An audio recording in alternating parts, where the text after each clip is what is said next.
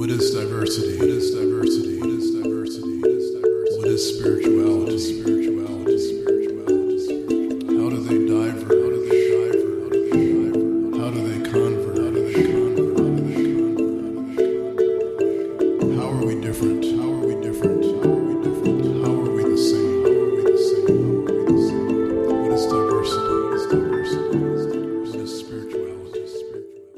Hi, this is Angelo John Lewis for the Diversity and Spirituality Network.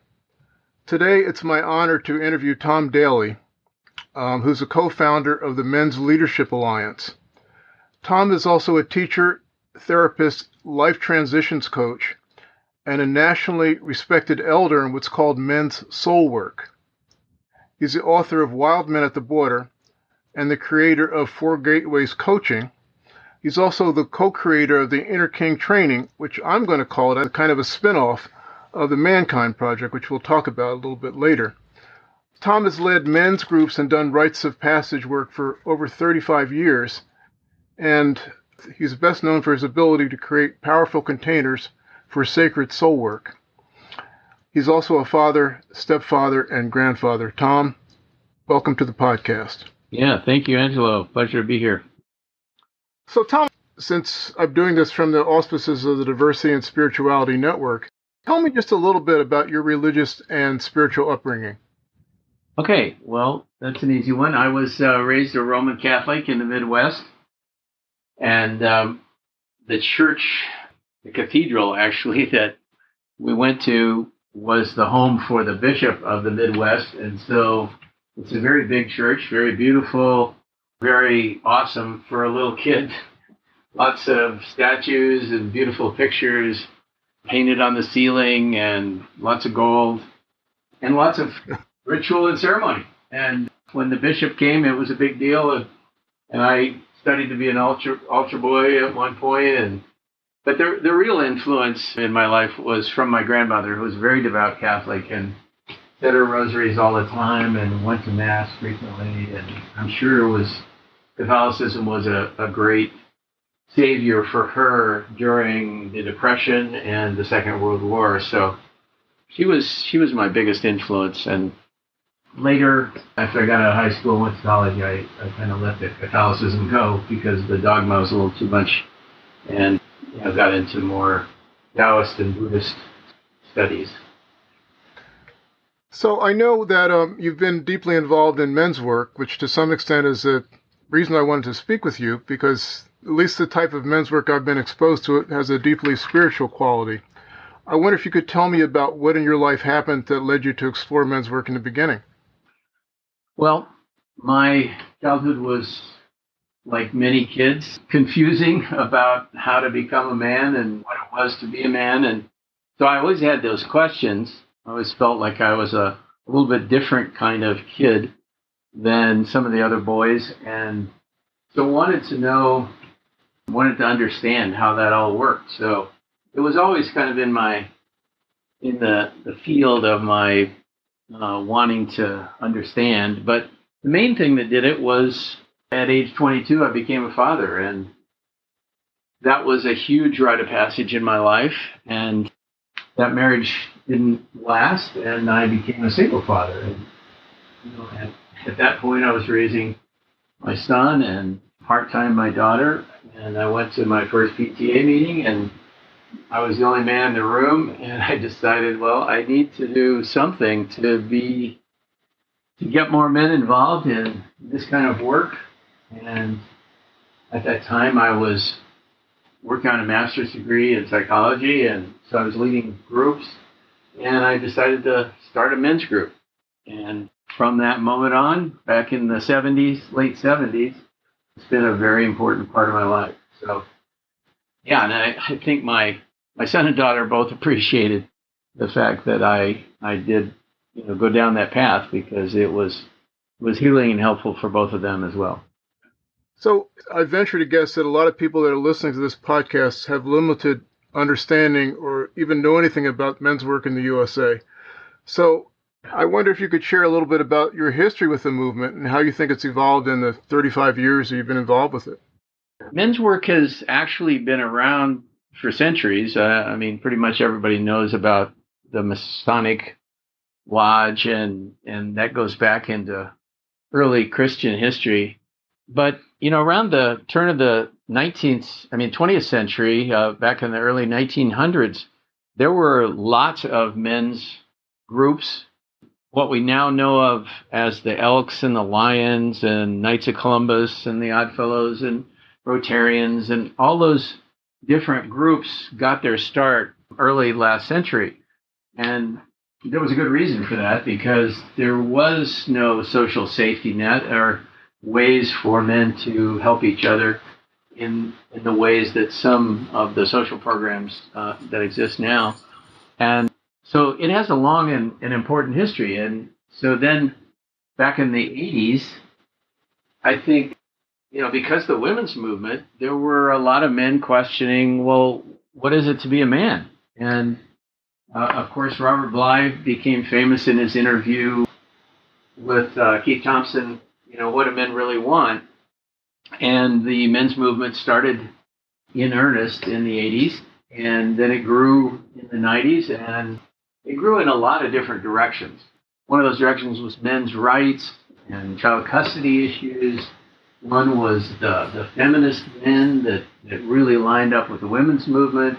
And then there was the Robert Bly, Robert Moore, Michael Meade, James Hillman group, which were the mythopoetic version of the men's movement, and got a lot of publicity. I was in magazines and interviewed, in many different contexts, Newsweek and Harper's and Esquire, and so it kind of ballooned there in the 90s, and then it actually was working so well that it became a threat to the standard notion of masculinity, and then the media started to mock it and take it down just because it was a threat to the established kind of understanding of what men should be. And so since then, it's diminished, but it's gone back underground, one man at a time, and a lot of the men's work that I know of is also now becoming more interested in outreach to the community. For many years there, it was, about how to fix ourselves, because we were damaged, and we had to figure out how to take a look inside and heal ourselves. Well, that's pretty self-serving, but I think a lot of the men's movements now are really about, how can they serve the community, and how can they really help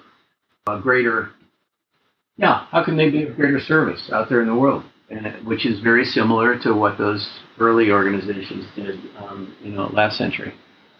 Yeah, I was astonished when I looked up men's movement in Wikipedia. I didn't know about this mythopoetic term, but they identify that as a sort of an offshoot, as you just identified. There's all different sort of strains that happen. And I guess Robert Bly is definitely a seminal figure as far as things like the Mankind Project and the various spin-off organizations that have happened since then. I knew about the Mankind Project, and I did a number of things at once, and I did your Inner King training. But I think implicit in a lot of that work, and a number of the workshops that I guess you've led over the years, there seems to be an implicit belief that there's a spiritual quest that's part and parcel of being a fully recognized male. Would you say that that's accurate? And if so, how would you define this quest? Or what is male spirituality, if there is such a thing? I would say for sure that is a part of at least the men's movement that I'm involved in. And I think that's based primarily on Jungian psychology and Maslow's hierarchy of development. Later stages of development mean you have to look inside, and you have to find your own personal individuation. And so that requires some soul searching. And I think it is absolutely important in men's development. And I think basically it's learning how to break out of the limiting ego box that most men live in, and reclaiming the hearts and wholeness that we are heir to as human beings. I think particularly a lot of men, just in the process of becoming a man in this culture, lose that connection to their heart and protect themselves from pain by shutting that off. The men that I work with definitely want to reclaim all that for themselves and be whole men. One of the things that strikes me from the outside in is whenever I go to what's called an I group, an integration group, which are these weekly or monthly get-togethers with other men, they have this sort of Native American flavor. Some might even call it an appropriation of Native American rituals and modalities, such as the Four Directions, for example, and use of smudging. What do you think is the cause of this influence, and what is its importance, if any? I think, to just kind of tag on to my answer to the last one, I think white men particularly have lost their connection to the ancient traditions of masculinity.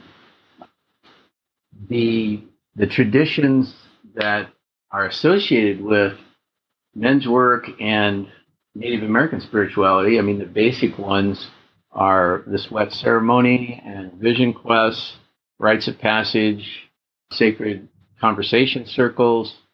Those are all things that our ancestors, I'm speaking for white men now, in Northern Europe had all those traditions, but they all were lost over time.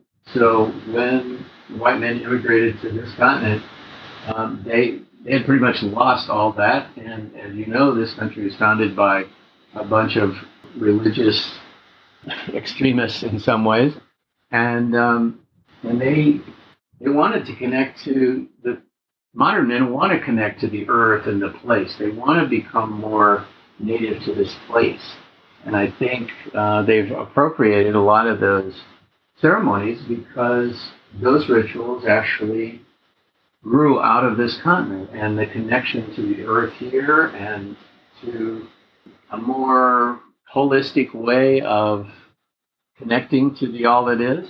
And so I think it's only natural that white men particularly would be looking for something to fill out their development. And having worked with a number of spiritual elders in the Native community, there's a big diversity about whether white men should be allowed to use these ceremonies.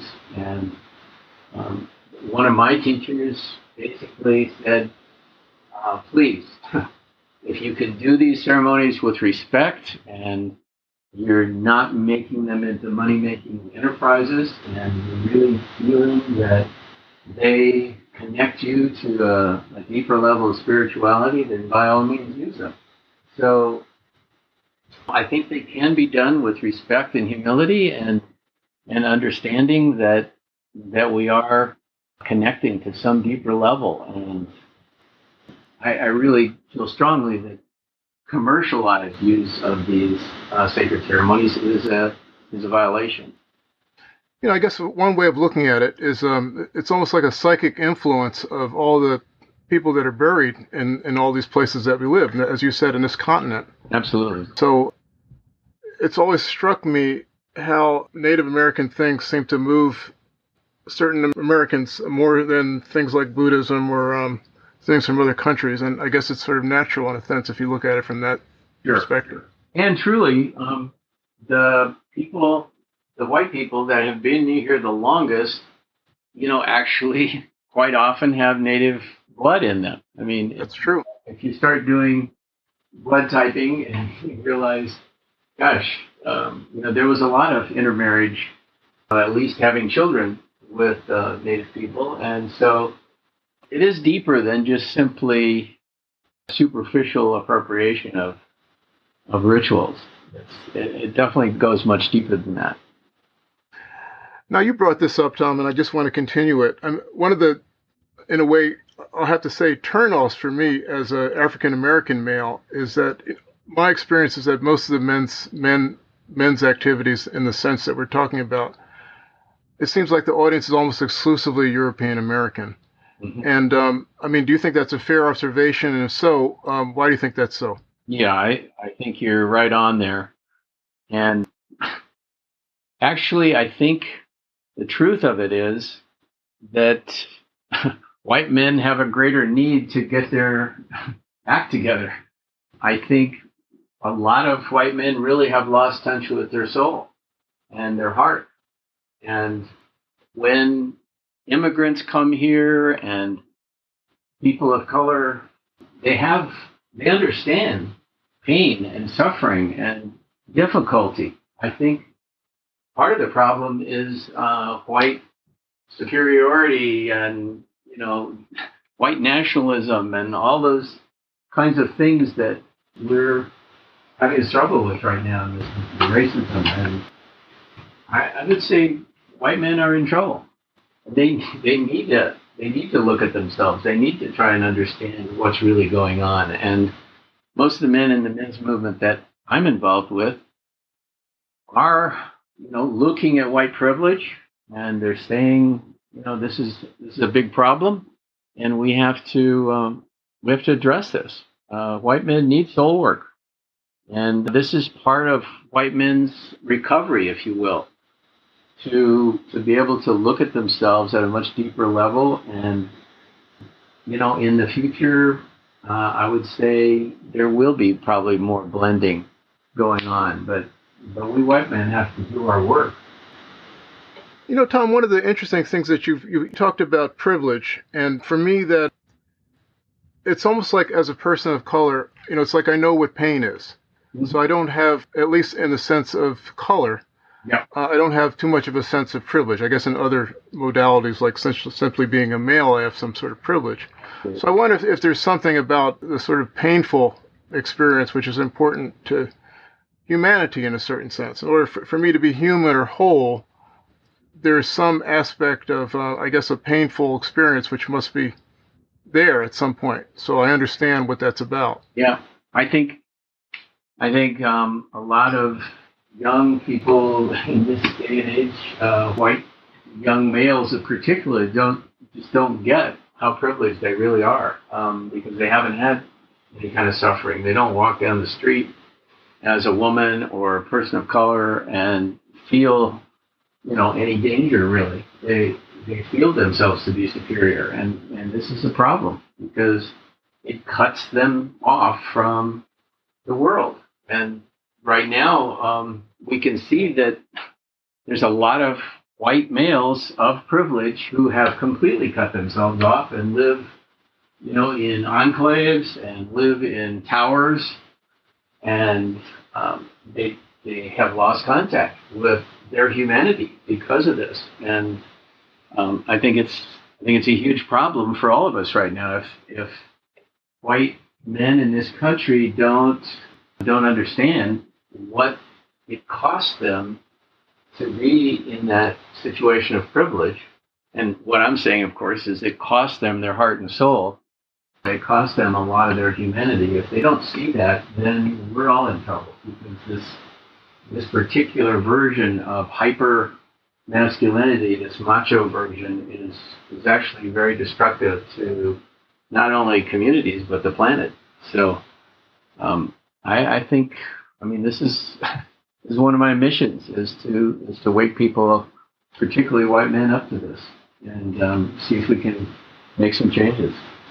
So, in addition to being a workshop leader, but I know that you're a life coach, which means that you get to work with, I would imagine, a number of men. And I'm wondering, are there typical issues that you see and simply that men have to work with, whether they're white or otherwise?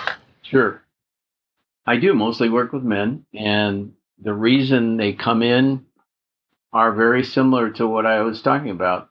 There's this tremendous feeling of isolation and often depression. A lot of men are, as you know, in this society, a lot of men are on painkillers, a lot of antidepressants, of course, using other drugs and alcohol to mitigate, the pain that they feel. Most clients come in because they have reached some kind of a pain point and they say, this is really terrible and I need to do something about this. And it usually shows up by, a relationship issue that, they're not getting along with their partner. There's also, as we've alluded all along here, there's a spiritual dimension that's missing. A lot of men who are addicted to substances really want a connection to the spiritual dimension, and they try to find it through, drugs or alcohol. And, of course, that's a dead-end road. So, yeah, they come for healing. They come because they want to be better fathers or partners or friends, and they want to do good work in the world. And they find something. Some of those training programs that we've received as men, they find those are not working, and they don't want to pass that on to their sons. I think one of the biggest wounds that most men have in this culture is father hunger. I think a lot of men really were not connected with their fathers. Their fathers were the typical sort of macho guys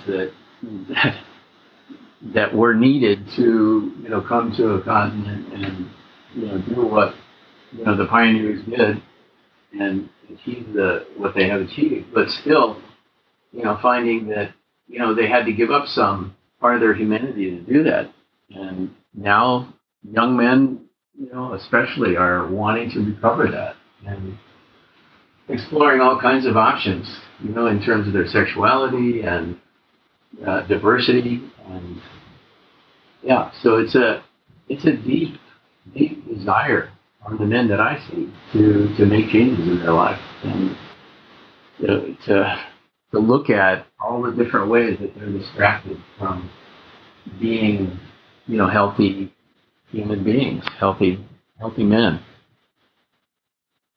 So the couple of things I wanted to ask you about, which are to some extent specific to the type of men's work I've been exposed with, including through you. One is the importance of a sort of initiation. And there's a sense that I get from reading some of Moore's work, for example, that there's a sense that the initiatory rites, it's like a missing element for men. And the initiatory rites that do exist are somewhat inappropriate. I wonder if you could say something about that. Sure. Well, I've actually been working on a blog post called "The Worst Problem in the World." The worst problem in the world, the way I see it, is that young men don't get rites of passage. There's an old African phrase that says, if you don't, give young men rites of passage, they will burn the village down just to feel the heat. There is a lot of male energy that is just totally channeled in the wrong direction, and we have to learn how to do this. We have to learn how to initiate young men and give them a sense of what it is to be a healthy man. And the images out there in society are not, they're pretty extreme in terms of the old model of machismo and strength and domination and don't cry and don't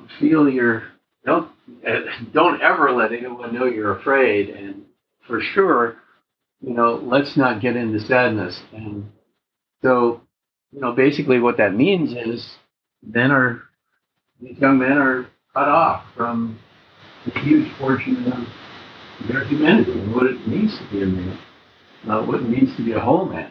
So I would say rites of passage is absolutely necessary for youth in this country, and young men that have an opportunity to experience this become, much more healthy citizens. It could be the Middle East or Africa or South America. It doesn't matter where it is.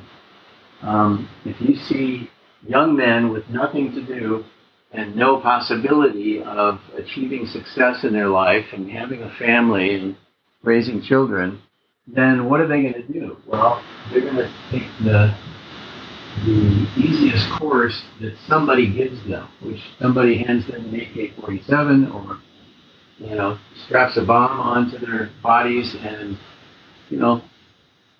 that's how old men rule young men's lives in an unhealthy way. We have to figure out how to change that. We have to figure out healthy rites of passage. And one of the organizations that I work for, that I helped found, is the Men's Leadership Alliance, and we do rites of passage for young men, father and son retreats, and young men making the passage from junior high to high school. And then we have other programs for men that are in their early 20s, out of college and looking for support. And then we also have rites of passage for elders. We have rites of passage for men who are retiring and want to make that passage into healthy eldership. So there's lots of rites of passage throughout the life cycle, and we have to figure out ways to do that. And we have to do that, as a collective. It isn't something that one man can do by himself. It's something we have to do together as men. So another element that I wanted you to talk about, and I don't know if you can talk about this briefly at all, but a lot of your work and in the Mankind Project, they talk about the 4 archetypes as ways for men to explore the different aspects of themselves. I'm wondering if you can briefly explain what these archetypes are, and explain what they have to offer for men in search of meaning. Basically, it gets down to thinking, feeling, being, and doing. So those 4 words kind of summarize the intent of these 4 different archetypes, which Robert Moore popularized in his book, King, Warrior, Magician, Lover.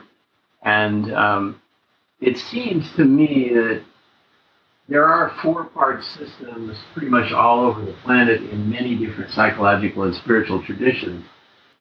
What we find is that some people are really good at doing, some people are really good at thinking, some people are really good at being, and some people are really good at feeling. But rarely do you find someone that has a balance in all 4 of those and can equally access each of those kind of archetypal energies. You'll find that people that we most admire, the Martin Luther Kings and the Gandhis, and people like that, Dalai Lama, they seem to embody all 4 of those pretty well. And that gives us some clue that, yes, if you are able to access each of those 4 dimensions and pretty much can bring those into your life on a daily basis, then you're going to be an individual that is whole and capable of the full range of human experience, and can use that in a good way in the world. So those 4 different kinds of archetypal energies, exist in everyone. There's lots of other archetypes, but those 4 seem to be the ones that cover the most ground, and a lot of other archetypal energies are just spin-offs from those 4 basic ones. So, Tom, let me ask you just one final question. It's a complex world, and just like all of us, you're subject to the complexities, things coming at you every day. I'm just wondering what sort of rituals, activities, or processes do you personally use to keep yourself centered? Yeah. Well, I think the most important one is that, every morning I have a routine that I go through, and I get up and just do some, look in the mirror, rinse my mouth out, take a walk. I take a walk pretty much every morning. It's my meditation practice. I just say my prayers as I'm walking. I just feel, the connection that I have to nature and my version of spirituality. And I just bring all that into focus first thing in the morning and see what it is that, how I'd like to bring a particular quality into the world every day. And and do that as consistently as possible. And of course, I do, since you've had some experience working with me, I have certain stretches and movements that I do that actually go with the four archetypes, and I find those very helpful. I do dance and move a lot. I really enjoy that. In my own practice, I use the coaching skills that I teach for myself, and of course, I study with teachers that I admire and appreciate, and I listen to CDs and podcasts and things to help me stay on track. And the last thing I'll say is that, as I said early on in this interview, I've been in a men's group or led men's groups ever since the late 70s. And I would say more than almost anything else, that has kept me on the right track. I have my men's group. We take retreats together. We meet every couple of weeks. And, there's a very tight bond. And we're very generous with one another. There's a lot of skills in my men's group. And so we give very freely to each other in terms of supporting our lives and our children, and it's very satisfying. So those are the main things. All right, Tom, this has been nourishing and informative as usual when I speak with you, and I will let the readers know in the show notes the various activities that you're involved with. And anyway, thanks very much for talking with me this afternoon. Yeah. And I know we'll stay in touch. Yeah, thank you, Angela. I very much appreciate it, and blessings. That concludes my interview with Tom Daly, an early pioneer of the men's movement and the founder of the Inner King Workshop and the co-founder of the Men's Leadership Alliance. I want to apologize for the sound quality in this podcast. Did everything we could to clean it up, and I hope, anyway, you got some value from it. And I look forward to seeing you next week when I'll be interviewing Bill Kelly, who is an emeritus professor at the University of California at Los Angeles and an expert in cross-cultural communications. See you next week. What is diversity? What is diversity? What is diversity? What is diversity? What is spirituality?